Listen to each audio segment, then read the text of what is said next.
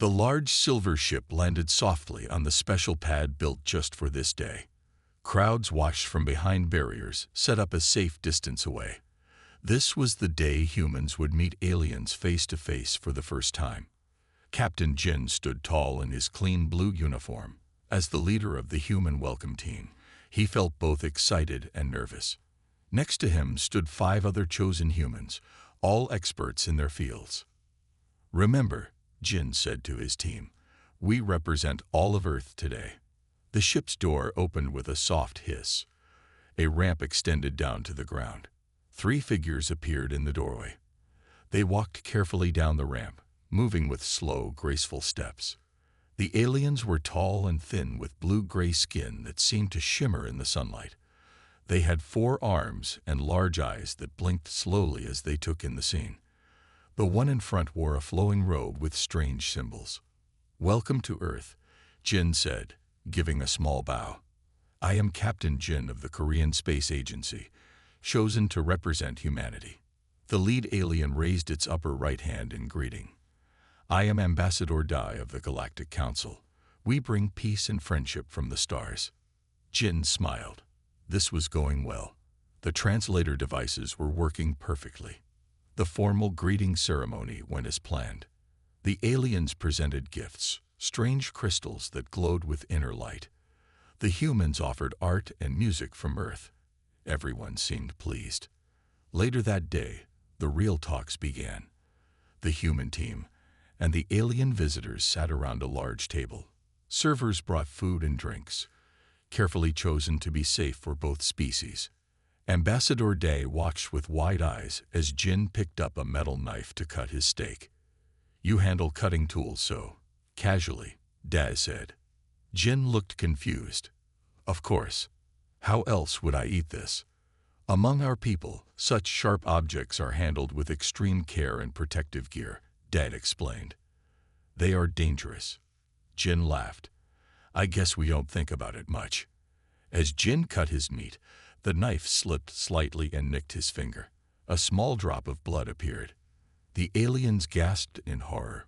One nearly fell from their chair. "Are you dying?" Ambassador Dai asked, voice shaking. Jin looked at his small cut with surprise. It's nothing. Just a tiny cut." He grabbed his napkin, pressed it to the cut for a moment, then continued eating. The aliens stared in shock. "You are injured and bleeding, yet you continue as if nothing happened," Dai said. "Does it not cause you great pain?" Jin shrugged. "It stings a little, but it's really nothing to worry about." The aliens whispered among themselves in their own language. Their translator devices were turned off, but their body language showed they were upset. When they switched back to the translators, Ambassador Day spoke carefully. "Captain Jin, may I ask if all humans react to physical damage this way?" "More or less," Jin said. "Small cuts and bruises are just part of daily life." "Why do you ask?" "In our species, even minor wounds cause extreme pain. We would need medical attention immediately for what you just experienced." Jin raised his eyebrows. "Really? That must be difficult." Later that night, Ambassador Day made an entry in the official contact log. First observation of humans. They experience physical damage without appropriate distress. Most concerning is their apparent inability to recognize how abnormal this trait is. Captain Jin seemed genuinely surprised by our reaction to his injury. The most terrifying thing may not be their physical resilience, but their complete lack of awareness that such traits are extraordinary. They think their condition is normal. Further study urgently needed. As Jin returned to his quarters, he also made notes about the day.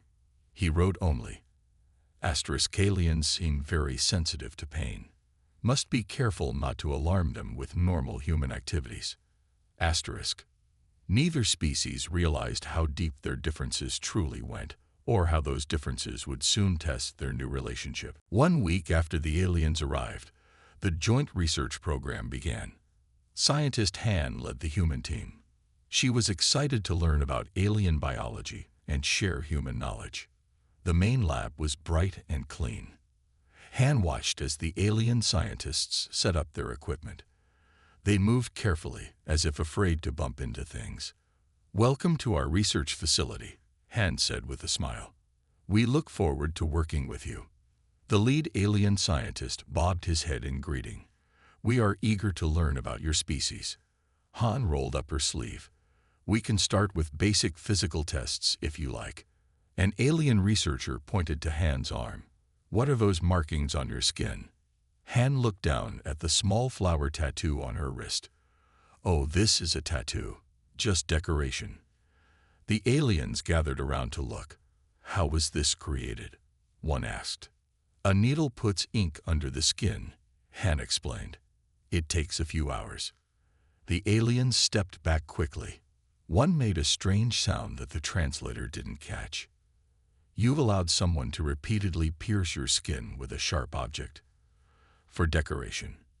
Ambassador Day asked. Han nodded. "Many humans have tattoos. It hurts a bit, but not too bad." "You endure pain, voluntarily." For appearance, the alien seemed unable to understand. "Sure," Han said. "People get piercings too." She pointed to her earrings. "Holes in the ears, nose, or other body parts for jewelry." The aliens wrote frantically in their notes. One seemed to feel ill. Later that day, Medical Officer Sue joined the group. She brought medical records to share with the alien team. "This data shows how humans recover from injuries and illness," Sue explained, displaying charts on a large screen. The aliens studied the images of healing bones, surgical procedures, and recovery times. This human had their body cut open, part of their internal organs removed, and then continued living. One alien asked, pointing to an appendectomy record. "Yes, that's a common surgery," Sue said. "The patient was walking the next day." Ambassador Day's eyes widened. "Walking? The next day?" Sue nodded. "It's important to move around after surgery. Helps recovery." "And this?" Another alien pointed to an X-ray of a broken leg with metal pins. "A compound fracture," Sue explained. "The bone broke through the skin.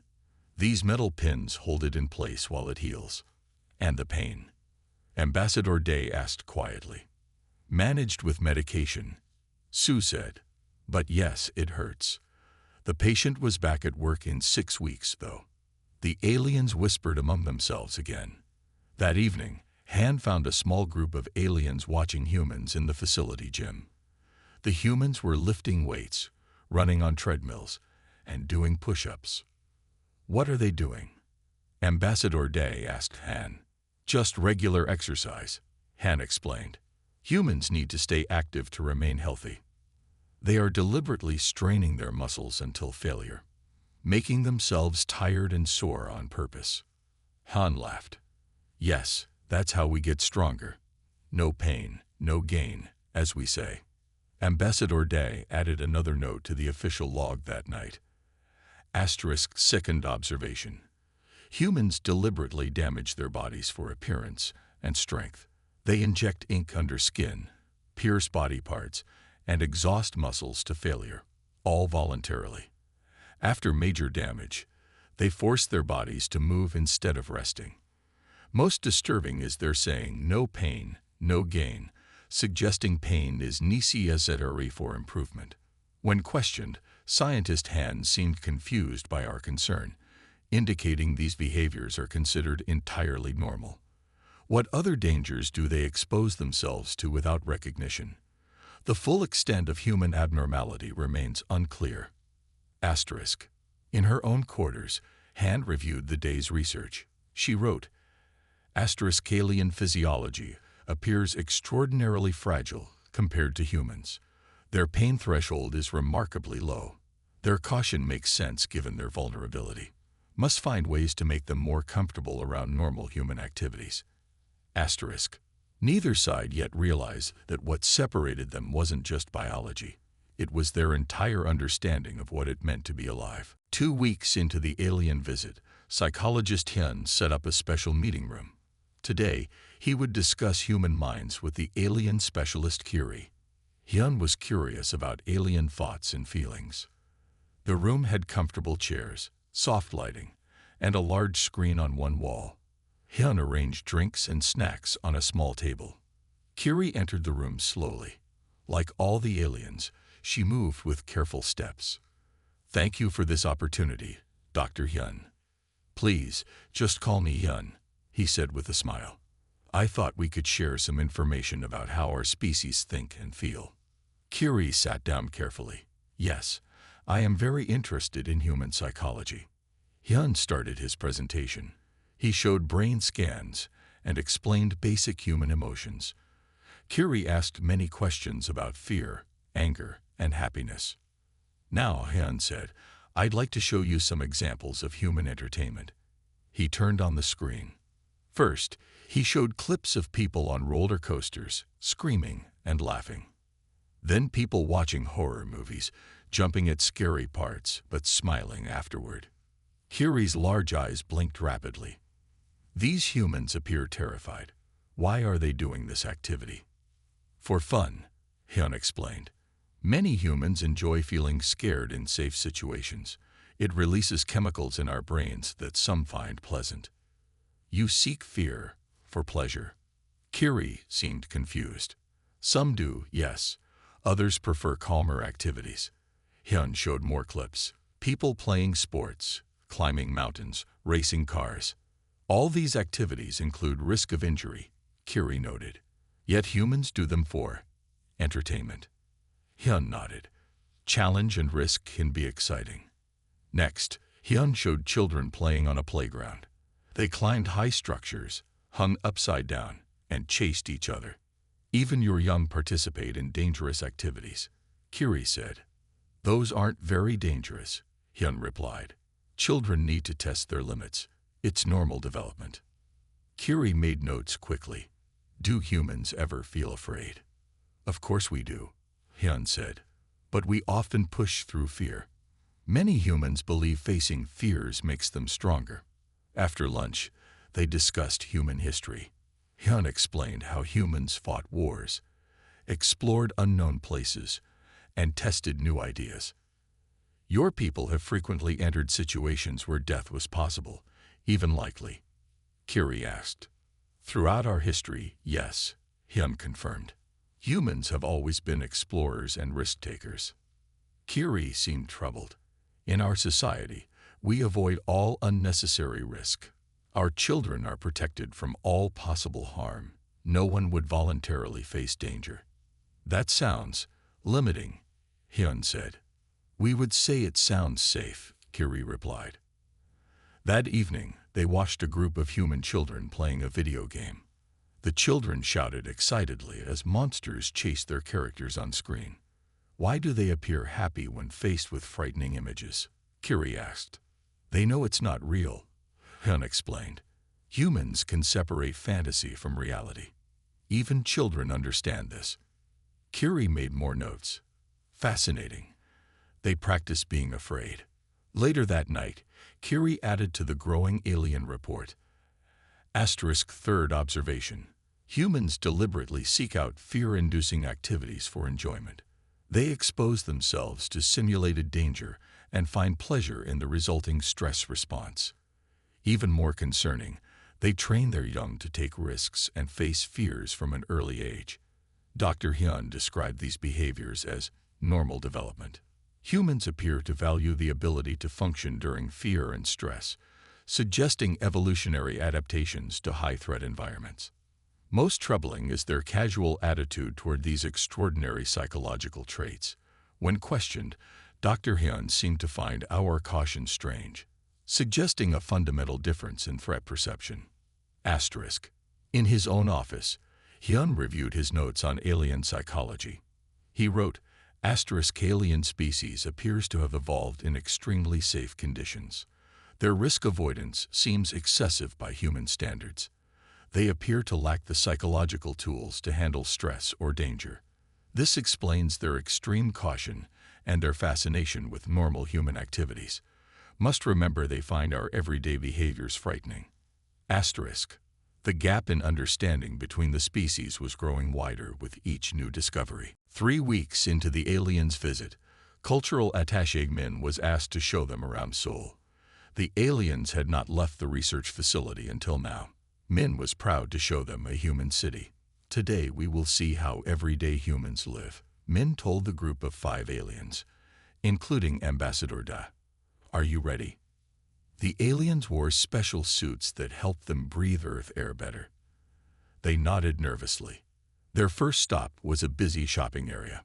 Hundreds of humans walked quickly in all directions. Stores played music. Street vendors called out to sell food. The aliens moved closer together. One covered the hearing organs on the sides of its head. Is something wrong? Min asked. So many beings in one place, Ambassador Da said. And so much noise. How do you not feel threatened? Min looked around. This isn't even crowded by our standards. This is a normal shopping day. Next, they visited a cafe. Min ordered coffee for herself and special fruit juice for the aliens. Many humans come here to work or meet friends, Min explained. The drinks help people feel more awake. Ambassador Da watched humans drink coffee. This liquid contains a stimulant that affects your brain function. Yes, caffeine, Min said, taking the sip. It helps us focus. You willingly consume mind-altering substances as part of daily routine? Another alien asked. Min laughed. Coffee is very mild. Some humans drink alcohol too, which relaxes them. The aliens looked at each other with wide eyes. After lunch, they visited a movie theater. A loud action movie was playing. The aliens watched with shock as humans cheered during dangerous scenes. They are enjoying watching simulated death and destruction, Ambassador Da whispered, even though it causes their hearts to beat faster and stress hormones to increase. It's just entertainment, Min said. None of it is real. On the street, they passed a gym with large windows. Inside, humans lifted heavy weights and ran on machines. We've seen this behavior at the research facility, Ambassador Da said. Humans forcing their bodies to physical limits. Exercise is important for health, Min explained. Their final stop was a spicy food restaurant. Min ordered a mild dish for herself and plain rice for the aliens to try. Many humans enjoy food that causes pain in the mouth, Min said, eating a bite of her food. The spicier, the better for some. Ambassador Da touched a tiny bit of sauce with one finger and quickly put it in a testing device. This contains compounds that trigger pain receptors. Yet humans consume it by choice. Some cultures base their entire cuisine around spicy food, Min said. It's delicious once you get used to it. On the ride back to the facility, the aliens were quiet. They seemed tired from the day's activities. Did you enjoy seeing the city? Min asked. It was educational, Ambassador Da said carefully. Your species lives in a way that would be unbearable for us. Min frowned. Everything we did today was very normal. Nothing special or extreme. That evening, Ambassador Da called an urgent meeting with the other alien representatives. They spoke in their own language, with no humans present. Later, Da wrote in the official report. Asterisk fourth observation. Human culture actively embraces sensory overload, consumption of mind-altering substances, and simulation of danger as entertainment. They gather in numbers that would trigger panic responses in our species. Most concerning is their complete comfort in these overwhelming environments. Cultural attaché Min repeatedly described these extraordinary conditions as normal and seemed genuinely surprised by our discomfort.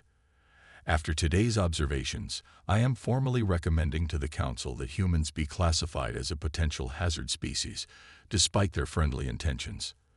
Their inability to recognize their own extreme nature makes them unpredictable. Asterisk. In her own report, Min wrote only, aliens seem overwhelmed by ordinary city life. Their sensitivity to stimulation is much higher than ours. Future outings should be to quieter locations. Asterisk. Unknown to Min, the gap between their species was now being seen as a potential threat. 1 month after the aliens arrived, a strong storm hit the research facility. Rain poured down, and wind shook the buildings. Most humans and aliens stayed inside, watching the storm through windows. Engineer Jun checked the backup power systems. He wanted to make sure everything would work if the main power failed. All systems look good, Jun told Captain Jin. We should be fine unless... A loud crash interrupted him. Lightning had struck a tall antenna on the roof. Alarms began to sound. Fire in Section B. A voice called over the speakers. Evacuate all personnel. Captain Jin quickly organized the evacuation. Humans calmly walked to the exits, helping the aliens who moved more slowly. In the main control room, the computer showed 3 aliens trapped in a lab. The hallway to their room was blocked by fallen equipment and smoke.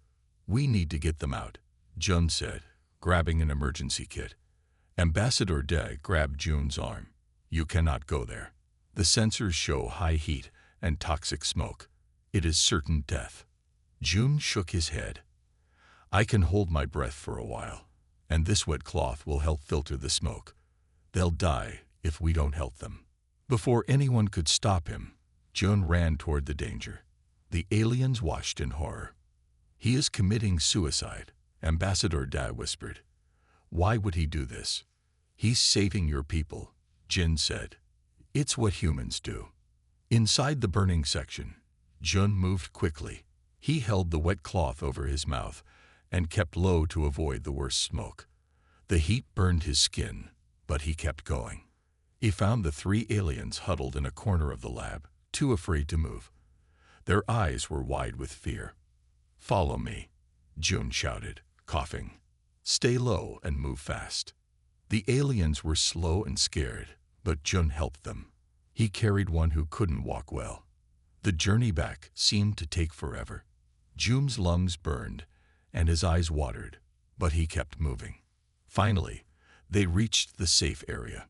Medical teams rushed to help the aliens. Jun collapsed to his knees, coughing hard. Dr. Su hurried to check him. Smoke inhalation and minor burns, she said. You'll be fine after some oxygen. The alien stared at Jun with a mix of wonder and fear.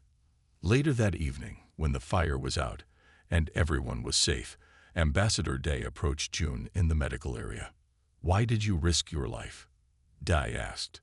The chance of your survival was very low. Jun looked confused by the question. Someone needed help. I couldn't just let them die. But you have a family, correct? A mate and offspring. Yes, a wife and son, Jun said. Yet you risked leaving them without you, for beings you barely know. Jun shrugged. Any human would have done the same. It's just the right thing to do. That night, the Galactic Council held an emergency meeting via space communication. Ambassador Daz's report had alarmed them. On the screen, a council elder spoke. Based on your observations, we must classify humans as a threat species. Their unpredictable behavior and disregard for personal safety make them dangerous. But they saved our researchers, Day argued. Exactly, the elder replied. They act in ways no rational species would. A being that does not value its own survival cannot be trusted. We must consider quarantine protocols for Earth. News of this decision leaked to the alien team. Soon, the humans heard rumors that Earth might be cut off from galactic society. Captain Jin called an emergency meeting with his team. The aliens think we're dangerous because we help others and take risks, Jin explained. They don't understand us at all. But that's crazy, Jun said, still wearing oxygen tubes. How can saving lives be seen as dangerous? Engineer Han shook her head. They fear what they don't understand. And they don't understand humans at all. Jin looked at his team seriously. We need to find a way to show them that our differences can be strengths, not threats. Otherwise, Earth will be alone in the galaxy forever. The humans didn't know that an even bigger test of their relationship with the aliens was coming soon. The day after the fire, tension filled the air at the research facility. Humans noticed the aliens keeping their distance. Whispers and worried looks followed them everywhere. Captain Jin requested a formal meeting with Ambassador Da. They met in the main conference room with Scientist Han and Security Officer Yun also present. Ambassador, Jin began, we've heard rumors that the Galactic Council plans to classify Earth as a dangerous planet. Is this true? Ambassador Da's skin changed to a lighter shade of blue, a sign of stress in his species. The Council has concerns, yes.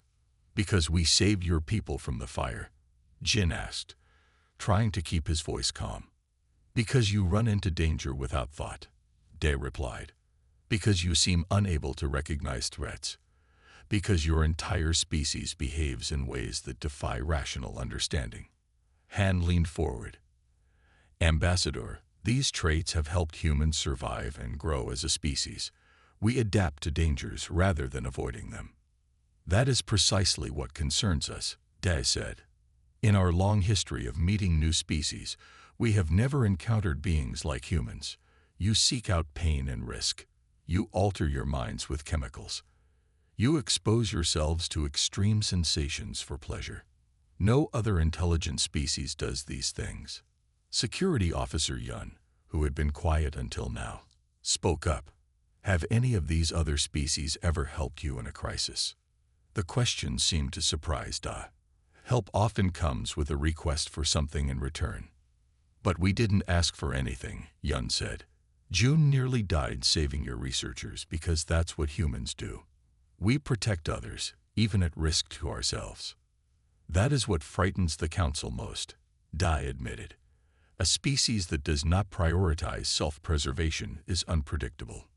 Jin shook his head. You have it backward. Because we care about others, we are more reliable allies, not less. Ambassador Da seemed troubled. Can you explain? Humans will keep their promises even when it becomes difficult or dangerous, Jin said. We value loyalty and helping others. These are strengths, not weaknesses. Yun stood up and walked to a computer screen on the wall. Let me show you something. He played videos from Earth's history. Rescue workers saving people from disasters, doctors working in war zones, ordinary people helping strangers in need. This is normal human behavior, Yun explained. We don't see it as special or strange. Yet no other species we know would act this way, Da said quietly. Han smiled gently. Perhaps that's why we need each other. You can teach us caution, and we can teach you courage. The Council fears what they don't understand, Jin added. But fear shouldn't stop new friendships. Ambassador Da was silent for a long time. Finally, he spoke. I will present your words to the Council. But many members are already convinced that humans are too dangerous to join galactic society. What would convince them otherwise? Jin asked. I do not know, Da admitted. Perhaps nothing can.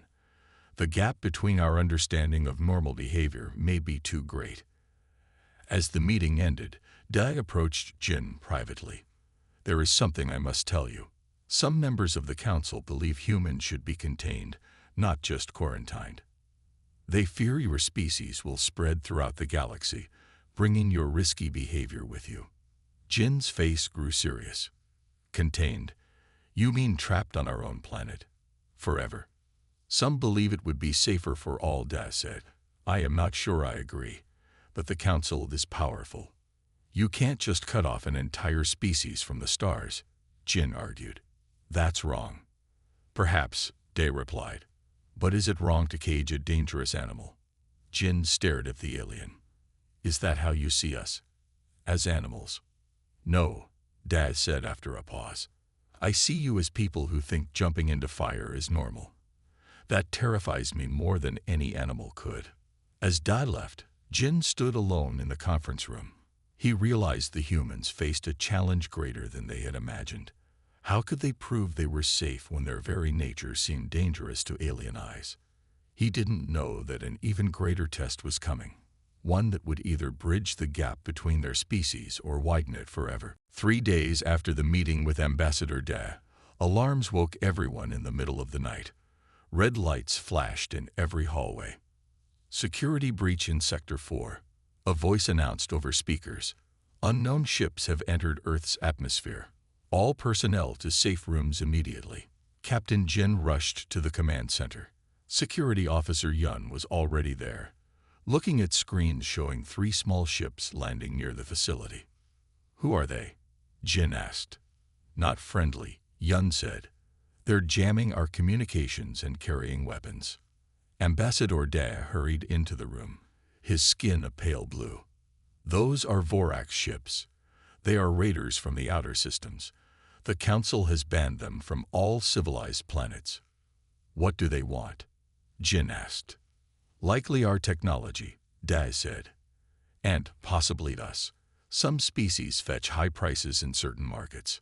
Jin stared at the alien. "You mean slavery?" Da nodded sadly. "The Vorax care only for profit."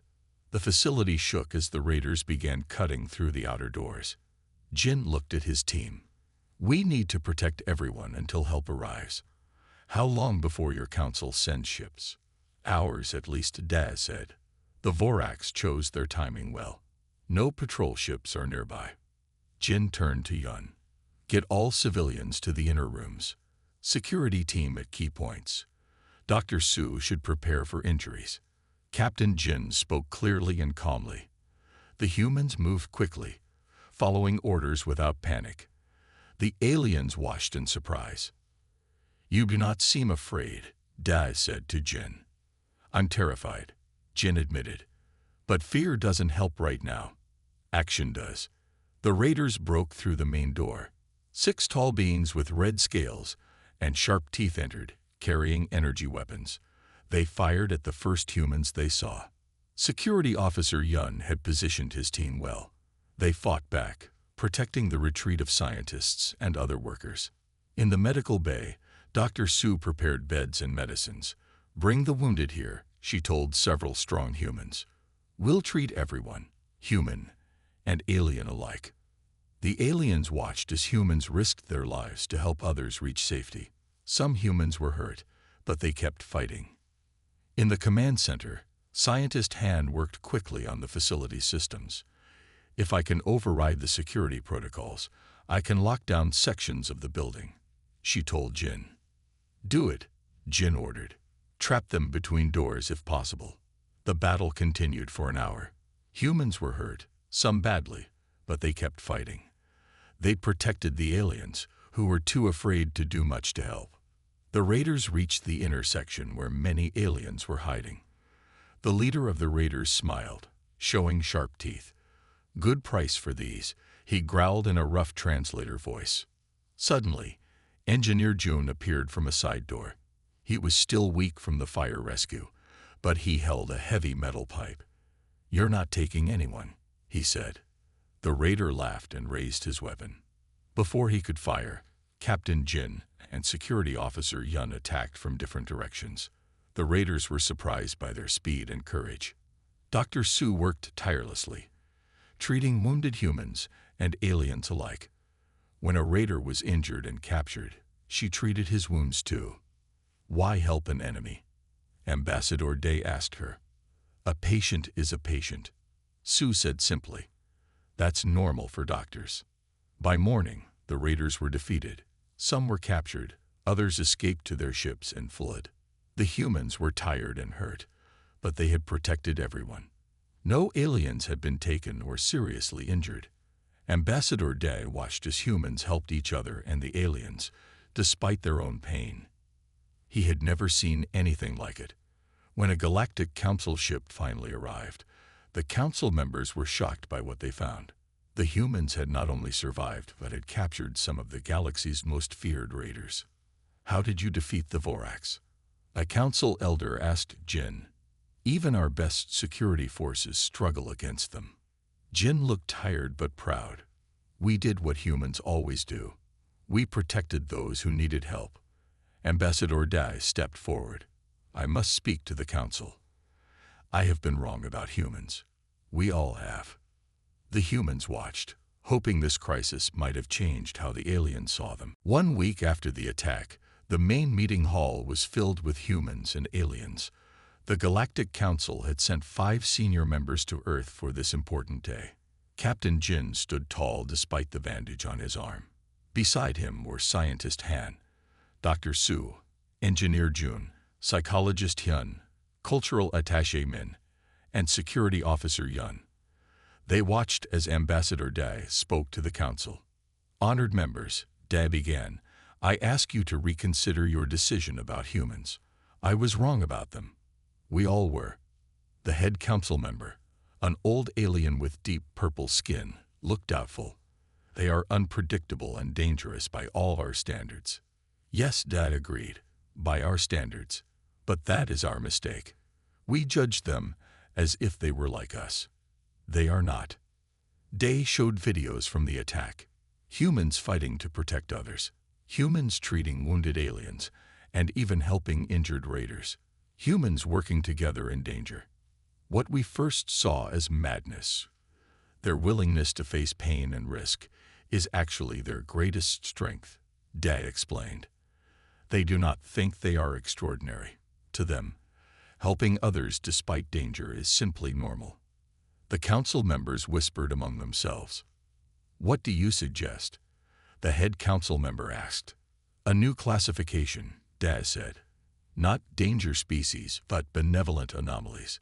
Beings whose differences make them valuable allies, not threats." Captain Jin stepped forward. "We don't want to frighten anyone. We just want to be part of the galaxy, to learn and share." The council took hours to discuss. Finally, they returned with their decision. "Earth will not be quarantined," the head council member announced.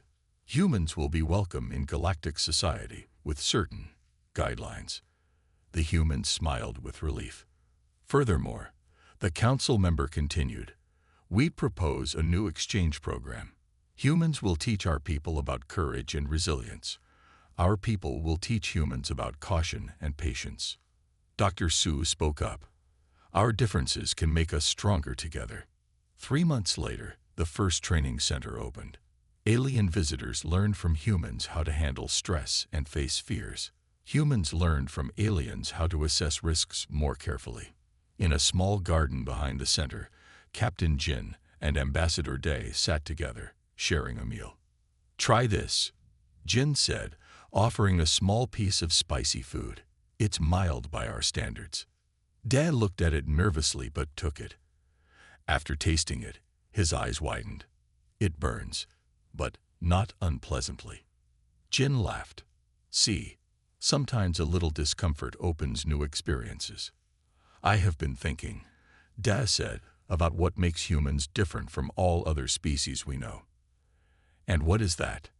Jin asked. "Every intelligent species evolves to avoid pain and danger. It is natural. But humans, you evolve to push through pain, to face danger. You turn what should be warning signs into challenges to overcome." Jin nodded. "That's just how we are." "That is what makes you special," Dae said. "Not that you are stronger or smarter than other species, but that you don't realize how extraordinary you are. You think your abilities are normal." "Aren't they?" Jin asked. Dae's skin changed color slightly, the alien equivalent of a smile. "Not in this galaxy. But perhaps they should be." Later that evening, Ambassador Dae made his final entry in the official contact log. Asterisk final observation of humans. Their greatest strength and most terrifying quality remains their inability to recognize their own exceptionalism. They call heroism normal and treat the extraordinary as everyday. Yet now I see this as their gift to the galaxy, the belief that anyone can be better, braver, kinder than they are. They think these traits are normal, and by doing so, they make them normal for those around them. I no longer fear this quality. I hope to learn from it. Asterisk. Captain Jin also made a final note in his log. Asterisk aliens are finally starting to relax around us. They still think we're unusual, but they're beginning to understand that different doesn't mean dangerous. Maybe one day they'll even try roller coasters. Asterisk. Outside the facility, human and alien children played together under the stars, one group learning caution, the other courage, each becoming stronger through the other's example.